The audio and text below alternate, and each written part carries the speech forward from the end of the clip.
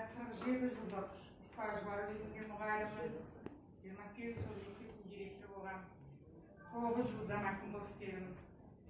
Қалай оқып бітірдім, бәрінде басшылық қызметте креслода отырып келдім. Сол креслода отырғаннан кейін директор болғанда бәріміз түсінесіздер, стресс. Менде 40 жылдық давление бар, гипертония. Постоянно 180-160 жүретінмін. Одан кейін 18 жылдық менде сахарный диабет бар. Одан кейін 10 жылдық менде панкреатит бар. Сахарный диабетті білсеңіздер, сахарный диабет еш уақытта жандарыңызға батпайды. Ол еш жеріңізді ауыртпайды.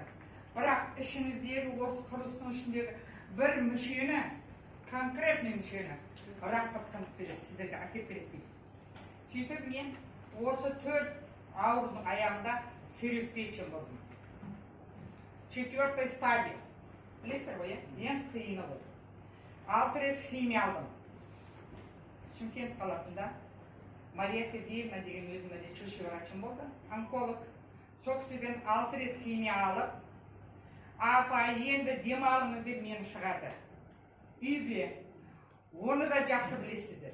Не үшін шығаратынын.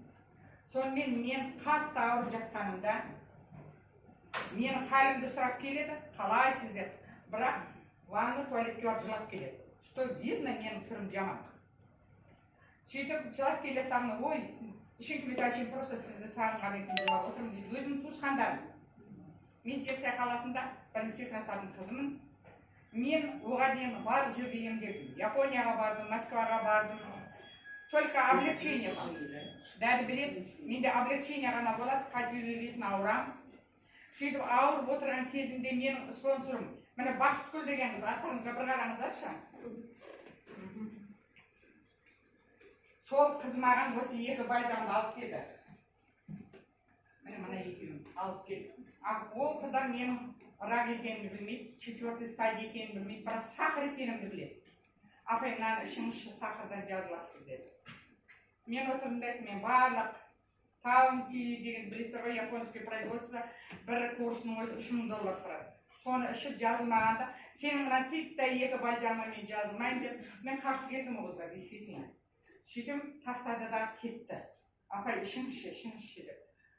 Енді ол рақты білесіздер, бар жерде опухол пайда болды. Менде уже бетім қып-қызыл, көзім ісіп кеткен, денемнің бәрі ісік, химиядан кейін. Сөйтіп отырған кезде мына дәріні алып қалып, мен іштім. Қалай ішетін инструкциясын айтты. 3 күннен кейін Аллахтың жіберген нұры шығады. 3 күннен кейін менің аллергиям кетіп қалды. Сөйтіп өзім врачым, онколог Мария Сергеевнаға барғанында, ол 3 күннен кейін неменеге келдіңіз? Біз сізге демал деп едік қой, неғып келдіңіз? Бар демала берсеңізші деген кезде мен айттым, давай өзімнің қандай результат болатынын білейін. Қазір қанша стадияда отыр екенмін, қанша бауырым жұмыс істеп отыр, қанша жұмыс істемей жатыр, соның бәрін біліп кеттім. Алматыда бізде Шымкентте тұрады, Алматыға жібереді. Результат 3 күннен кейін келеді. 3 күннен кейін келгенде результатыма қарасам, 38% қана бауырым істеп тұр екен. 32%-ке барғанда мен уже я бауырым іріп кетеді екен, я қашып қалады екен. Әлі өмір сүруіме болады. Сөйтіп мынаны іше бастадым. Ровно 3 айдан кейін сіздер ойламаңыздар, мына іш сразу результат берді.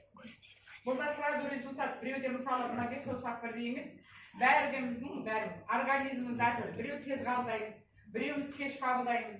Мен 6 рет химия алғам. Сөйтіп мынаны іше бастағанымда 3 айдан кейін қайттан мен анализімді тапсырсам, енді әр айтқан сайын жылайтын, бүгін Өзбекстанға келіп жыламай қояйын. 78% менің бауырым істеп тұрған. Рахмет, бұл Алланың нұры. 78% деген сөз, бұл бауырдың 95% жұмыс істеп жатыр, жақсы деген сөз. Сөйттім да, мен бауырда шөптен шығам деп шарып қоя тұрған деді врачым. Сонымен қой, сахарыңды өлшейші. Мен уже өмірде көтерілген едім ғой. Қайттан барып сахарыңды өлшейсем. Менде өмірде болмаған 5-те 8. 5-те 8 деген ол уже сахар емес деген сөз. Одан кейін өмір давлениям 180-160 мен жүгіріп жүретінмін. Давлениемді өлшесем, 3 айдан кейін 120-80. Мен бұны Ташкентке келіп сіздердің алдарыңызда мақтанышпен айта аламын. Бұл сіздердің жақсылап түсіндіріп айтып кетті сіздерге. Полностью қандарыңызды тазалайды. Бұның бірақ қасиеті қандарыңызды толық жақсылап тазалайды. Қан тазарғасын сенде барлық орган бар емес па? Бауыр, бүйрек, көз, мынау өзімде қанша орган болса, соның бәрі жасарады. Мен қазір 63-темін. Мен ауырып жүргім келді, түрімді көрсеңдер, не дай болып никому. Түрім деген онколог аурулардың түрін білесіңдер ғой. Мен қазір бара-бара жасарып жатырмын. Мен жол жүрсем шаршамайын. Барлық жерге барғым келеді. Осының арқасында мен Дубайға бардым. Қыдырып кезім. Алтын церебролармен бірге, бриллианттармен бірге. Одан кейін өзімше, Аллаға шүкір өзімнің 5 стадиям бар. Мен пенсияға шыққан адамын. Қазір бизнес жолында жұмыс істеймін. Собственный мектеп-шеметті ашып жатырмын. Мен бәрін бұлай қойып ысырған едім. Қазір бәрін жұмыс істегім келеді. Таба бергім келеді, ақшаны ала бергім келеді.